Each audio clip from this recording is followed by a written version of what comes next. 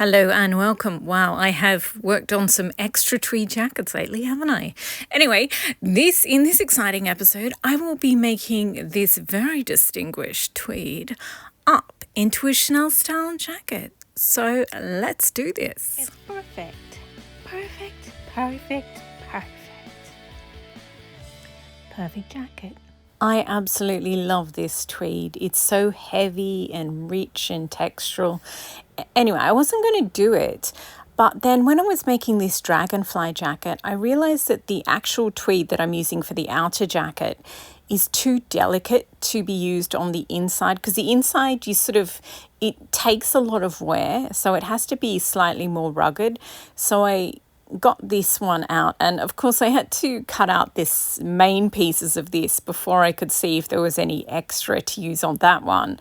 So yeah, long story short, I am now making this one up and I love it, but it's one of those ones where I just want to save it because it's so beautiful. I know a lot of you just want to see the gold one, but the delicate tweeds just take so much time and energy to make, and I can't have anything else in my workspace.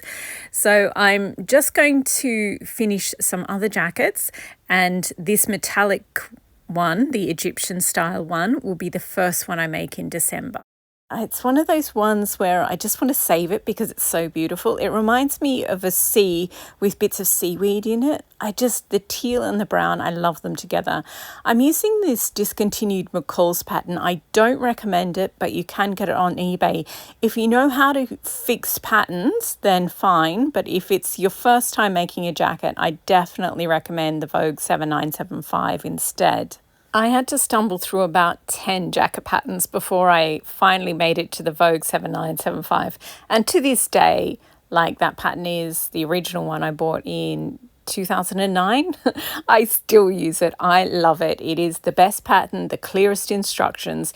Even if you decide it's not exactly the right style for you and you can't alter it. I mean, it's got princess seams, so there's 7 or 8 different points where you can alter it, and as well as length. So it's a pretty versatile pattern, but even if you just use it as a learning tool, then you'll know how to make all jacket patterns, because oh my god, the jacket patterns that I've read, it's like you cannot make outerwear the same way you make a dress, because outerwear has to last for decades, whereas a dress has to last for a season. So anywho, I cut out 2 sets of patterns in the netting, which is a structural fabric. It's like you make a 1950s petticoat out of it. Go to a box store in the darkest corner, because it's basically made out of plastic, and plastic disintegrates in natural light. So yeah, go to the costume, cosplay, dance section, and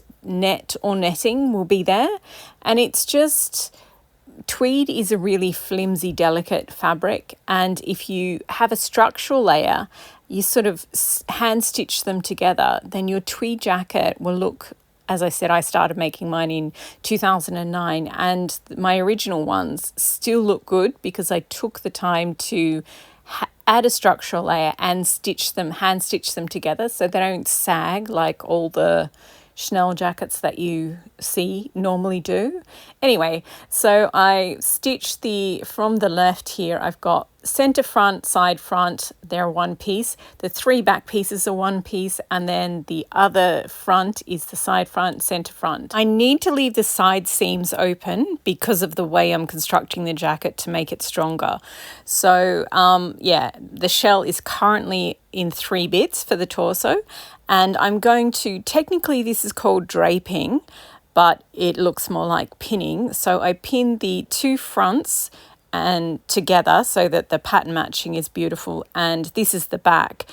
And yeah, I pin the center front bottom, and then I work my way up the seams, and then I do the 2 side pieces are curved, and the center back one is you can pin it flat and then mold the other ones. It's the easiest way to do it, in my opinion. And with the front, the center front panels are the ones that have to be straight. And again, the center side ones need to be molded into shape. So you pin the center front ones first, then do the other ones, then hand stitch them together. Once you've done all 3 bits, I've laid down the back with the right side up. And now I'm just putting the left front and the right front on top so that I can pin them together and machine sew the shoulders. Okay, the first one is pinned and then I put down the second one. I just find it easier to do it one at a time because tweed is just so fussy. It's easier to just focus on one tiny bit at a time and then you finally achieve the whole. So I machine sewed these and now I have to pin back the seam allowance and hand stitch that down. And then once that was done, I splayed the whole thing open. So I've got the 2 fronts at the front here and the back is, but it's all laid out. So it's really not recognizable. And then I put over 2 layers of the net. This is just reinforcing the shoulders, but it looks much smoother on the finished jacket if you just do a big bit across and then stitch it at the back, stitch it at the front, then do hand stitching around the shoulders. And now it is time to finally pin the sides together, machine sew those. And I'm also machine sewing in the 2 front panels of the lining. They're the same fabric, but I'm just using pink so you can tell which bits are lining, which bits are the actual outer jacket. Most of the lining is silk, but there's a lot of wear and tear on the 2 front panels of the inside, so you need to make them out of the tweed. So I machine sewed them together, then I hand stitched the seam allowance down, and while I was at the machine I also machine sewed a neckline, and then I trimmed down the seam allowance, then I clipped the curve so it would sit nicely, then I folded it back so the neckline is exactly where it's going to be. And now I just need to hand stitch the neckline into place. But at this point, I always start thinking about what the beading is going to look like. And I just put it on the mannequin because this is a really, really heavy tweed. It's like 2.5, 3 times heavier than a normal tweed, maybe more. It's like they used upholstery trims in the fabric rather than using normal yarn. It's so heavy, and I just wanted to check that the neckline's going to be okay. It doesn't have the weight of the sleeves on it yet. They're going to be full-length sleeves, not 3/4 sleeves too. So I'm not sure if you can tell what I'm doing, but it makes sense to me, and I'm happy with this neckline. So I went ahead and I hand-stitched it, and I also just, don't mind the mess. I'll clean it up, I promise, before I do the final showing you of the jacket. So yeah, I'm happy with this. We will leave this on the torso, on the mannequin for the moment. And it is finally time to make these sleeves. I just carefully measured that there would be enough fabric. And then I cut those 2 panels. I actually wish I'd used this brown wool for the 2 front lining panels of that one because, as I said, this teal one, it's absolutely gorgeous, but it's about 2.5 or 3 times heavier than a normal tweed. And that dragonfly jacket is made out of silk organza, and it's buttery. It's just light as air, and it's just weird contrast. Anyway, back to this jacket. I am going to cut out these sleeves. Ooh, if I use pink lining, it will look like Stitch from Lilo and Stitch, or maybe pink beads. I think pink beads would be too obvious, but pink lining, I like that idea. Okay, I'm gonna go do the sleeves.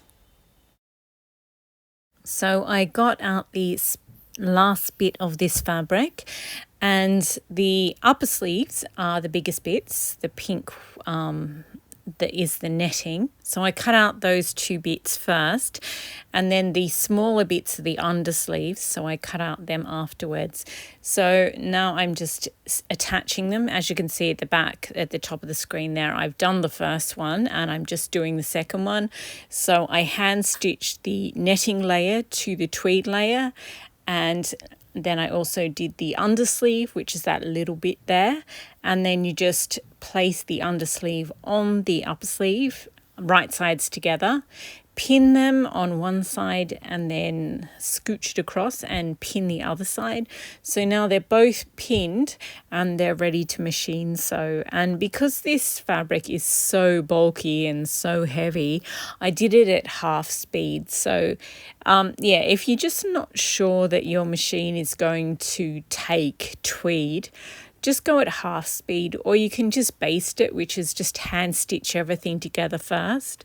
It's actually considered better to hand stitch than to machine sew. So if you do it by hand, don't ever feel bad. It's actually much better. So once it's done, then seam allowance, you just splay it open, pin it in place, and then you have to hand stitch it all down. So I'm going to pin everything and then hand stitch it.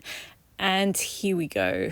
That took forever, but yeah, and as you can see, this tweed sort of just shreds the second that you touch it. But once it's secure, it's absolutely fine. And as soon as the jacket is made, it's going to have a silk lining, so all of this will be protected. And once you have finally done all the hand stitching, then you sort of grab the cuff of the sleeve and you carefully pull it through so that it's turned the correct way.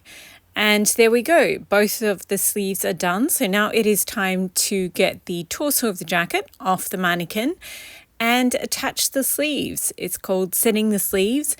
And I find the easiest way to do it is to put pins in where the notches are, and then just match up the pins with the notches on the torso of the jacket, and then ease in everything in between. The bottom half is easier to do than the top half, so I do the bottom third, bottom half, 2/3, and then ease in that top third, and then machine sew it again at half speed.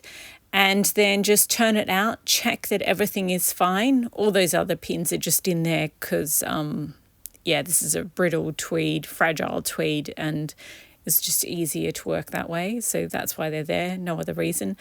And so this sleeve is fine. It's beautifully set. So the next thing is you have to hand stitch the seam allowance up into the sleeve. So you clip the curve, like the bit underneath the arm. You can trim down that seam allowance if you want.